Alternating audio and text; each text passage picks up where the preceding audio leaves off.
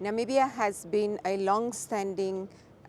supporter for the cause and the plight of the Palestinian people to be allowed to exercise their right to self-determination as is provided for in the UN Charter. We have urged the court today through our submissions to find through an advisory opinion that Israel as an occupying state, as an occupying power, has obligations under international humanitarian and international human rights law to allow for the people of Palestine to have access to much needed aid and humanitarian supply, to be able to enjoy their rights to food, to shelter, to medical needs and so forth. And we have again urged the court to make a finding on the prolonged occupation by Israel of the occupied Palestinian territory. The plight of the Palestinian people is very, very close to the hearts of Namibians because we have gone through a similar experience when we were occupied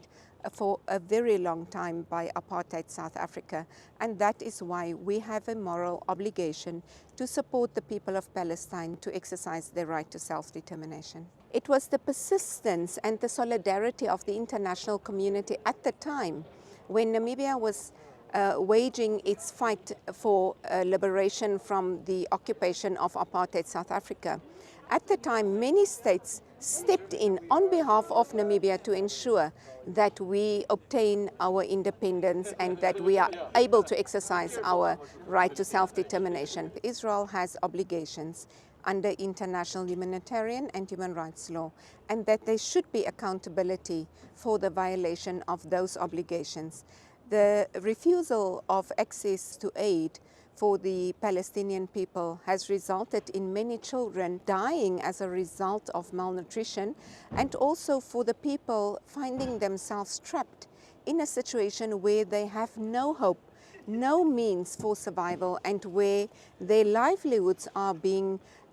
impaired because of the aid that cannot reach them. We have an obligation to ensure that Israel is held accountable, that Israel opens the blockades, and that they also suspend the anti-UNRWA laws, because this is causing a violation of their duties under international law. Any decision taken by any country in the world to impose any measures against Namibia as a result of our support for the cause of the Palestinian people